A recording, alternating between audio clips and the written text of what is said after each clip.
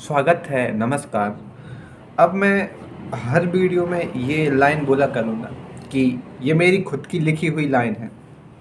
वो ये है कि सबसे अच्छा राजनेता वही है जो कभी राजनीति ना करे।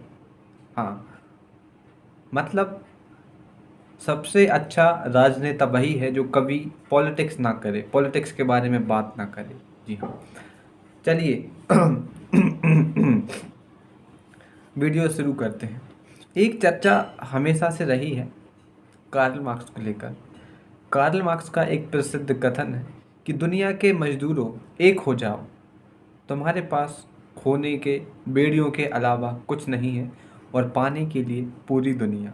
हाँ, एक नॉर्मल इंसान को जो अपना जीवन जी रहा है, जिसने ज़्यादा एजुकेशनल स्तर पार नहीं किए, मतलब जिसने पॉलिटिकली रूप से जो ह्यूमैनिटीज़ के सब्जेक्ट हैं मानविकी के, उनको नहीं पढ़ा है, जिसमें politics, economics, geography, international politics या फिर जो भी विदेश नीति होती है, ऐसे सब्जेक्ट को नहीं पढ़ा है, वो इस कथन के बारे में ज़्यादा कुछ नहीं सोच पाएगा। लेकिन जो व्यक्ति तार्किक रूप से सक्षम है और बौद्धिक रूप से थोड़ा बहुत समझदार है, जिसने अपना इतिहास पढ़ा है और उसको समझ है चीज़ों की, वो इस कथन से बहुत कुछ सीख सकता है। तो चलिए हम एक विस्तृत चर्चा करते हैं इसी कथन को लेकर। आपको लगेगा कि एक कथन पे कोई वीडियो कैसे बना सकता है। आप बस देखते जाइए कितना मज़ेदार है अपने विचारों को कथनों के माध्यम से लोगों के सामने साझा करना। देखिए, मैं जैसे जैसे मेरी वीडियो डलती जाएंगी, मैं अपनी वीडियो की जो कोरियोग्राफी है, मतलब जो शैली है, उसको और परफेक्ट करने की कोशिश करूँगा। और जो मेरी स्पीच है, उसको मैं बिना स्क्रिप्ट के करता हूँ। ठीक है, अभी शुरुआत में मैं बिल्कुल यही अप्रोच रखता हूँ कि मुझे यहाँ से प्रोसेस करके डायरेक्ट यहाँ से निकले। मुझे वो बेकार लगता है कि आपको किसी ने 2-3 पन्ने दे दी और आप बस पढ़ते जा रहे हो। क्यों? क्योंकि इसमें आपकी जो रियल प्रोसेस है ब्रेन की, जो आप कनेक्शन बना रहे हो, वो नहीं हो पाता। इसका क्या मतलब? इसका मतलब ये है कि जब आप अपने दोस्त से बात करते हो, तो आप कोई लाइन नहीं पढ़ते हो कहीं से, किसी किताब में से सवाल नहीं पूछते हो। आप जस्ट जो आपके ब्रेन में आ रहा है, वही आप उससे बोलते हो और वो आपसे बोलता है। तो ये एक रियल इंटरेक्शन माना जाता है, एक रियल जो हम कहते हैं वार्तालाप माना जाता है। तो वही स्थापित करने की कोशिश कर रहा हूँ मैं इस वीडियो के माध्यम से। चलिए, समय को ज़्यादा ना जाया करते हुए हम बिल्कुल समझते हैं कि असल में क्या है इस लाइन का मीनिंग। देखिए, अभी मैं नहा के आया हूँ तो साला मेरे बाल गीले हैं, इसलिए मैंने पीछे से बांध लिया है। अगर आप पूछें कि मैंने क्यों अपने बाल बढ़ाए, तो किसी अन्य वीडियो में हम इस पर भी चर्चा करेंगे। खैर, हाँ, हम अपनी लाइन पे आते हैं। कार्ल मार्क्स ही ये असल में कार्ल मार्क्स और जो एंजेल्स थे, मतलब उनका नाम एंजेल्स है कि एंगेल्स है, वैसे तो हम एंजेल्स ही बोलेंगे। दोनों की संयुक्त लाइन है जो उन्होंने कम्युनिस्ट मैनिफेस्टो 1948, हाँ, उस टाइम पे 1848 के टाइम पे उन्होंने दी थी। जो कार्ल मार्क्स है, वो एक समाजवादी विचारक कहा जाता है, जिसने इतिहास की जो व्याख्या है वो आर्थिक रूप से करी है। उसका क्या मतलब है? इसका मतलब ये है कि जो हमारा इतिहास रहा है, वो दो वर्गों के संघर्ष की दास्तां दर्शाता है। इसका क्या मतलब है? इसका ये मतलब है कि समाज में हर समय या फिर हर युग में दो वर्ग पाए जाते हैं। और कौन से वर्ग हैं वो? दो वर्ग, मतलब अमीर और गरीब। जब हम शुरुआत करें तो दास्तां का युग माना जाता है, मतलब सबसे पहले शुरू दास्तां का युग, जिसमें कि एक व्यक्ति दास होता था और दूसरा व्यक्ति राजा होता था। फिर उसके बाद कृषि युग आया, जिसमें कि एक किसान होता था, दूसरा सामंत होता था। और फिर औद्योगिक युग आया, जिसमें कि एक पूंजीपति होता है और एक मजदूर होता है। तो कुछ ऐसी चीज़ें हम देख सकते हैं उसके इतिहास की, जो उसने आर्थिक व्याख्या करी है। और हम देखें जो मार्क्स का राज्य है, वो भी यही अवधारणा करता है कि राज्य एक यांत्रिक इकाई है जिसको व्यक्तियों ने बनाया है। किस लिए? अपने आर्थिक उद्देश्यों को पूरा करने के लिए। और ये बात कहीं ना कहीं सच भी होती है। अधिकतर हम देखते हैं कि जो दुनिया की संपत्ति है, जो बहुत ज़्यादा संपत्ति है, वो दुनिया के कुछ स्पेसिफिक लोगों के पास ही है। या यूँ कहें कि दुनिया की 95% जो संपत्ति है वो 5% लोगों के पास है, और 5% जो संपत्ति है वो 95 लोगों के पास है, 95% लोगों के पास। इसको हम आपको बहुत सही तरीके से समझाते हैं, कुछ लोगों को ये समझ में ना आए। जैसे कि दुनिया में 100 रुपए हैं, या फिर 100 संसाधन हैं। संसाधन अगर आप नहीं जानते तो इसके बारे में आप समझिए, इस वीडियो में हम नहीं बताएंगे। 100 रुपए हैं दुनिया में, तो 100 में से 90 से 95 रुपये केवल 5 लोगों के पास हैं, ठीक है।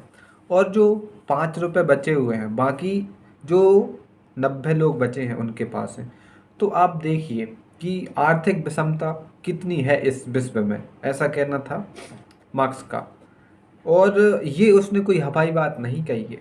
अगर आप बाज़ार में निकलो तो आप देखोगे कि लाइन से शॉप्स बनी रहती हैं, दुकानें बनी रहती हैं। कोई मोबाइल की दुकान है, कोई किसी और चीज़ की दुकान है, ठीक है। उसके बाद आप देखोगे उन्हीं दुकान के बाहर ठेले लगे रहते हैं, ठीक है। कोई उन पे सब्जी बेच रहा है, कोई और सामान बेच रहा है, कोई और सामान बेच रहा है, ठीक है। इसके एक और लेवल नीचे आते हैं तो आपने देखा होगा कि कोई सड़क पे बैठ के कुछ बेच रहा है, कोई कुछ और बेच रहा है, कोई कुछ और बेच रहा है। तो ये क्या दर्शाता है? ये दर्शाता है कि समाज में असल में क्या है, आर्थिक असमानता पाई जाती है। मतलब कि पूंजी का जो बंटवारा है वो असमान रूप से है। किसी के पास ज़्यादा पैसा है, किसी के पास कम पैसा है। और यही बात मार्क्स करता है कि जो पूंजीपति वर्ग है वो हमेशा से जो गरीब लोग हैं, किसान लोग हैं, या फिर मजदूर वर्ग हैं, उनका शोषण करता है ना। उसने एक सिद्धांत दिया था अतिरिक्त, एक सेकेंड, हाँ, अतिरिक्त मूल्य का सिद्धांत। इसमें वो ये कहता है कि जो मालिक है वो व्यक्तियों से काम करवाता है और उसको उस काम के बदले कम पैसे देता है। इसको हम एक एग्जांपल से समझते हैं। ये पेन है, ठीक है। ये पेन बनने में 10 रुपये लगे, ठीक है। और ये बिका कितने का? 50 रुपये का। अब इसको पेन को बनाने में जो मजदूर लगा वो इसमें से काम किया और इसमें उसने काम किया, और उसके बदले उसको मान के चलो 5 रुपये मिले एक पेन बनाने की, ठीक है। जबकि ये पेन बिका कितने में? 50 रुपये में। तो जो एक्स्ट्रा पैसे हैं वो मालिक रख लेता है। ऐसा मार्क्स का कहना था कि जो अतिरिक्त मूल्य दिया गया है यूजर के द्वारा पेन का या फिर किसी भी वस्तु का, वो असल में मालिक रख लेता है। और यही अतिरिक्त मूल्य का सिद्धांत है। असल में जो मेहनत लेबर ने करी उसको मिलना चाहिए था ये पैसा, और ये मालिक रख रहा है। इसमें हम देखते हैं कि अतिरिक्त मूल्य बराबर होता है वस्तु का कुल बिक्री मूल्य माइनस उत्पादन की लागत प्लस मजदूर की वास्तविक मजदूरी। मतलब वस्तु का कुल विक्रय मूल्य 50, उत्पादन की लागत इसमें मान लो हमने 20 रुपये उत्पादन की लागत लगा दी, मजदूर की वास्तविक मजदूरी हमने 5, तो 25 रुपये इसको बनाने में लगे टोटल। और जबकि बिका कितने में? ये बिका 50 रुपये में। तो जो 25 रुपये एक्स्ट्रा मिले वो किसको मिलने चाहिए? असल में वो यही सवाल उठाता था मार्क्स कि ये पैसे मजदूर को मिलने चाहिए। तो उसने कहा है कि अगर मजदूरों को शोषण से हटना है, शोषण से बचना है, क्योंकि जो पूंजीपति वर्ग है वो कभी भी मजदूरों का भला नहीं चाहेगा। ये एक कड़वी सच्चाई है। चाहे कितना ही नैतिक व्यक्ति आकर आपके सामने ये कहे कि जो अमीर वर्ग है वो हमेशा मजदूरों को केंद्र में रखकर सोचता है या फिर मजदूरों की भलाई के लिए काम कर रहा है ना। अब मैं आपको एक मस्त बात बताता हूँ। एक करोड़पति इंसान है जो साल के 100 करोड़ रुपए कमा रहा है, और उसकी कंपनी में एक गार्ड काम करता है जो गेट पे खड़े रहते हैं। ठीक है, अब वो उसको 8,000 रुपये देता है। ठीक है, 8,000 रुपये देता है और 12 घंटे उससे काम करवाता है। एक दिन वो आता है कि कौन आता है, मालिक गेट पे आता है और उससे बोलता है कि यार तुम बहुत इधर खड़े हो। मतलब एक दिन आता है और उधर देखता है कि उसको सर्दी लग रही है और उसके पास स्वेटर नहीं है। तो वो आता है कार से और उससे पूछता है कि तुम्हारे पास स्वेटर नहीं है क्या। वो बोलता है नहीं है। तो बोलता है कि तुम्हें 8,000 रुपये मिलते तो हैं। मतलब आप इस चीज़ को थोड़ा गहराई से समझने की कोशिश करिए कि एक 100 करोड़ कमाने वाला बंदा एक ऐसे बंदे से पूछ रहा है आपको 8,000 मिलते तो हैं, 8,000 मिलते तो हैं। यही विरोधाभास असल में इंसान की जो बौद्धिकता है उस पर सवाल करता है, उस पर प्रश्न उठाता है कि क्या असल में जो 8,000 रुपये हैं या फिर 10,000 रुपये हैं वो इंसान की बौद्धिकता से ऊपर हैं। क्यों? क्योंकि अगर आप एक अरे क्या गार्ड का काम कर रहे हो 12 घंटे और आप डेली यही काम करोगे लगभग 10 साल, 20 साल, 50 साल, क्यों? क्योंकि आपके पास कोई और काम नहीं है। तो आपने जो 12 घंटे वहाँ पर बिताए उस टाइम पे आपने कोई भी अपना बौद्धिक विकास नहीं किया। समझ रहे हो? ये एक त्रासदी के रूप में कहा जा सकता है। और लोग बोलेंगे कि 8,000 रुपये तो कमा रहे हो। तो यही दर्शाता है क्या, मार्क्स का अतिरिक्त मूल्य का सिद्धांत या वर्ग संघर्ष की जो अमीर वर्ग है वो कभी नहीं चाहेगा भाई कि जो गरीब है वो अमीर बन जाए। अगर ऐसा हुआ तो फिर जो अमीर है वो अमीर कहाँ से रहेगा? अगर सभी लोगों के पास इक्वल इक्वल पैसा आ जाएगा तो कोई किसी से दबेगा ही नहीं, कोई किसी के पास काम करने जाएगा ही नहीं। अमीर अगर सभी लोग अमीर हो गए तो ये क्या है, तो कोई गार्ड क्यों बनेगा? ये विरोधाभास नहीं है, ये सच्चाई है। और अमीर वर्ग जो पूंजीपति है, जो कैपिटलिज्म है, वो हमेशा लालची प्रवृत्ति रखता है अपने अंदर कि हम हो सके जितना से ज़्यादा अपने अंदर खींच लें। तो इसीलिए ये कथन कहा गया है कि दुनिया के मजदूरों एक हो जाओ, तुम्हारे पास खोने के अलावा बेड़ियों के कुछ नहीं है और पानी के लिए सब कुछ। मतलब जो मजदूर हो या फिर जो गरीब वर्ग है, तुम्हारे पास वैसे भी कुछ नहीं है खोने के अलावा। अगर तुम्हारी 8,000 की जॉब चली भी गई तो क्या खोया तुमने भाई? कुछ भी तो नहीं खोया, कुछ भी नहीं खोया। इसीलिए उसने कहा कि क्रांति करो। किसके खिलाफ? जो अमीर वर्ग है उसके खिलाफ। देखिए, मैं यहाँ पर एक बात क्लियर कर देना चाहता हूँ कि मार्क्स ने अपनी विचारधारा में हिंसक क्रांति को भी पनाह दी है। कहा है कि हिंसक क्रांति भी करनी चाहिए। अब मैं इस पक्ष में हूँ कि नहीं हूँ मैं नहीं बता सकता, ये कंडीशनल है ना कि आप हिंसक क्रांति करो या मत करो। लेकिन इतना है कि अगर आप हिंसक क्रांति कर रहे हो और जो भी संसाधन है उसको नुकसान पहुंचा रहे हो तो ये कोई सेंस नहीं बनाता। जैसे हम देखते हैं कि कोई व्यक्ति किसी सरकार के खिलाफ या फिर किसी भी नेता के खिलाफ प्रोटेस्ट कर रहा है ना। जैसे मान लो जनता ही है किसी सरकार के खिलाफ प्रदर्शन कर रही है तो वो क्या करती है, मान लो बसेस में, ट्रेन्स में पब्लिक जो संपत्ति उसको क्षति पहुंचाएगी। तो ये क्या है? ये तो आपने संसाधनों की बर्बादी कर दी है। ये तो कोई सेंस नहीं बनाता है। तो ये तो गलत है, मतलब ये नहीं होना चाहिए। तो अब बात आती है कि जो मजदूर हैं वो इकट्ठे हो और क्रांति करो, और जो पूंजीपति वर्ग है उसको सत्ता से हटाओ, और राज्य की बागडोर सभी लोगों के हाथ में समान रूप से दे दो, जिसमें जो जितना काम करेगा उसको उतना मिलेगा अपनी योग्यता के हिसाब से। ये शाम में बात है। अरे सर्दी हो गई। खैर, इसीलिए उसने कहा है कि मजदूरों, तुम्हारे पास खोने के अलावा कुछ भी नहीं है, पानी के लिए सब कुछ। और ये बात सच भी है कि एक इंसान जो मजदूर है वो क्या ही खो सकता है। उसके पास अरबों रुपए तो है नहीं, है ना, ना तो कोई फरारी मर्सिडीज है कि वो खो देगा तो अरे भाई मेरी तो मर्सिडीज चली गई, मत करो आंदोलन।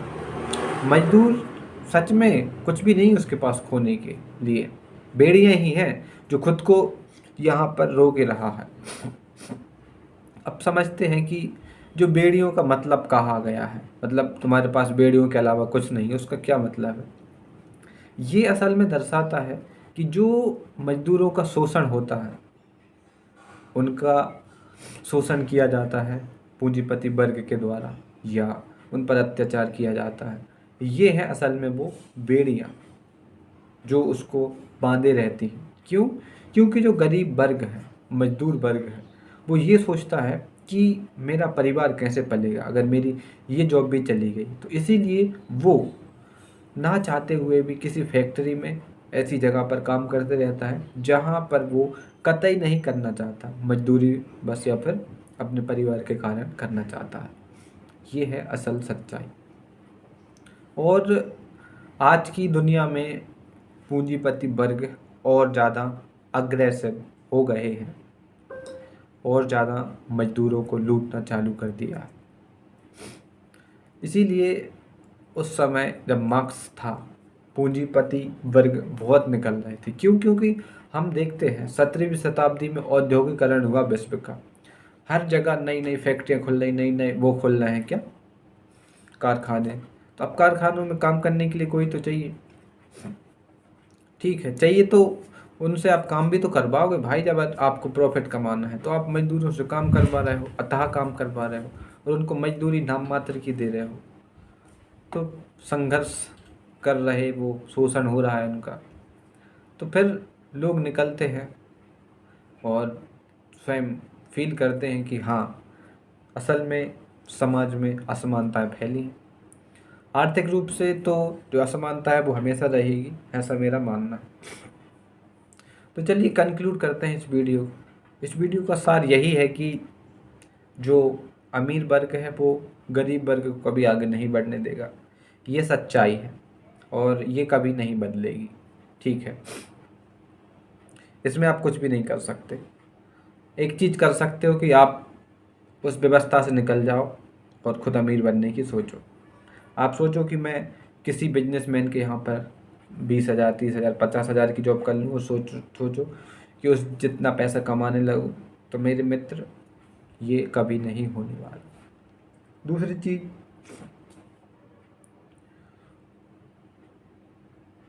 एक भावना होती है अमीर बनने के बाद कि मैं सुपीरियर हूँ, ये कभी नहीं जाएगी उस वर्ग से जो अपने आप को अमीर मानता है, जिसके पास संपत्ति के पूरे संसाधन हैं।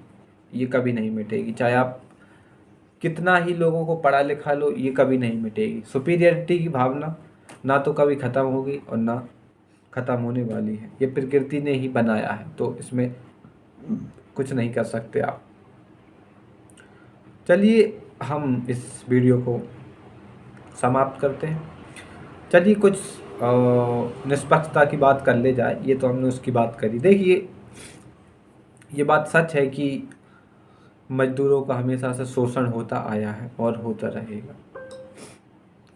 लेकिन एक चीज़ मजदूरों को ये ध्यान में रखनी पड़ेगी कि जो क्या करते हैं, मजदूरी करते हैं, अगर आप मजदूरी नहीं करेंगे तो भी आप कोई ना कोई काम करोगे ही करोगे।